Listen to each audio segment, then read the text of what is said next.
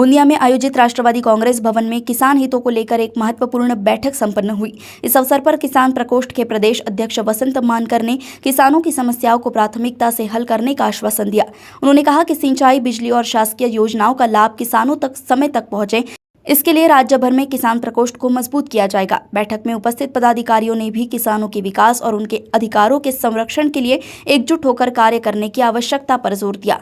इस दौरान कई प्रमुख पदाधिकारी और कार्यकर्ता उपस्थित रहे। गोंदिया से सतीश पारधी की रिपोर्ट। तो तमाम चीजें जब उस प्रणाली में जानी और मैं कल परसों एक रेजिडेंटल घर देखा, वो रेट तो ऐसा है कि उनके मुंह में जीने जैसा हिसाब है। तो कहीं ना कहीं विदर्भ के और खास तौर से हम इस मध्य प्रदेश और महाराष्ट्र के बॉर्डर पर रहने वाले किसान हैं, हमारी भावनाओं का ध्यान रखते हुए हमारे किसान भाइयों को एक उचित तरीके से न्याय मिले।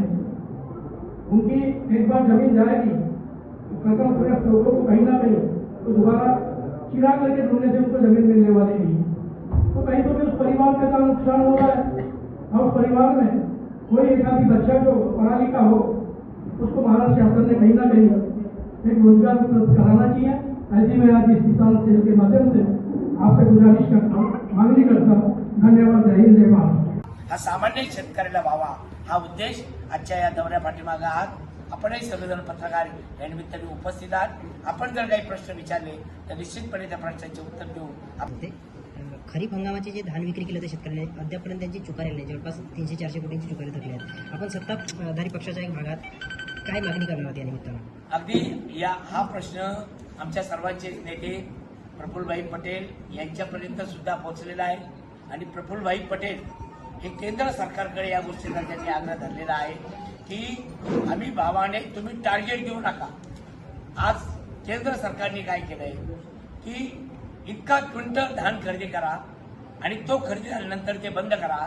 तर प्रफुल्लभाईंची आणि आमच्या सर्वांची मागणी आहे की हे मर्यादा हटवा आणि ज्या ज्या शेतकऱ्यांकडे धान शिल्लक आहे त्या सर्वांचं धान जे शासनाने हमीभाव निश्चित केला आहे त्या भावाने खरेदी करा, ही मागणी आहे। त्यासाठी आम्ही आग्रही आहोत। एक बोनस जवळपास 1500 शेतकरी अद्यापही वंचित आहेत। तो बोनस आला, मात्र त्याचे संस्था त्यांनी घोटाळा करून तो बोनस पचवून टाकला। असे शेतकरी आता वर्षभरापासून प्रत्येक म्हणजे अपणन कार्यालय असेल किंवा जिल्हाधिकारी कार्यालय असेल इकडे तिकडे भटकत आहेत। हा घोटाळा जवळपास शासनापर्यंत देखील पोहोचला, याच्यावर अद्यापही कुठली कारवाई नाही झाली ज्या संस्थांनी घोटाळा केला। आपण काय मागणी करणार? तुम्ही केलेल्या या विषय संदर्भामध्ये मला एवढी पूर्ण माहिती नाही, पण मी आमचे जिल्हा अध्यक्ष योगेंद्र भगत यांच्याशी चर्चा करून काय आहे आणि समजून घेतो आणि निश्चितपणे घोटाळा असेल तर तो समोर आला पाहिजे या मताचा मी आहे। त्यासाठी आम्ही आग्रही आहोत। गोंदियाच्या शेतकऱ्यांचे प्रश्न एकच आहे आणि तो मुख्यत्व आपलं पीक जे आहे ते धान आणि या धानाची शासनाने खरेदी केंद्र जी बंद केलेली आहे ते पुन्हा धान खरेदी जो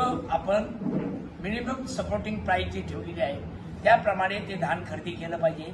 हीच समस्या आता सुद्धा या ठिकाणी इथे आमच्या सर्वच पदाधिकाऱ्यांनी व्यक्त केली का धानाची खरेदी ही तातडीने सुरू झाली पाहिजे, कारण या भागातील शेतकऱ्यांचं एक हक्काचं पीक जर कोणतं असेल तर ते धान आहे।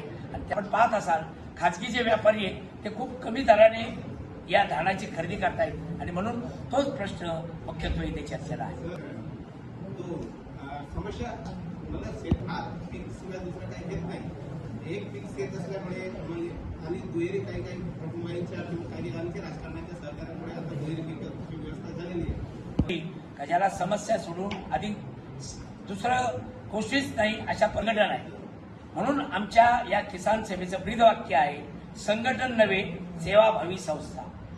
पुराचे प्रश्न आहेत, शेती तोट्यातले आहेत, बँकेच्या कर्जाचे प्रश्न आहेत, विजेचे प्रश्न आहेत, असे असंख्य प्रश्न आहेत, रस्त्यांचे प्रश्न आहेत, मार्केटिंगचे आहेत, इन्फ्रास्ट्रक्चरचे आहेत। हे प्रश्न समजून घेऊन आपल्याला ते प्रश्न सोडवण्यासाठी काय करता येईल।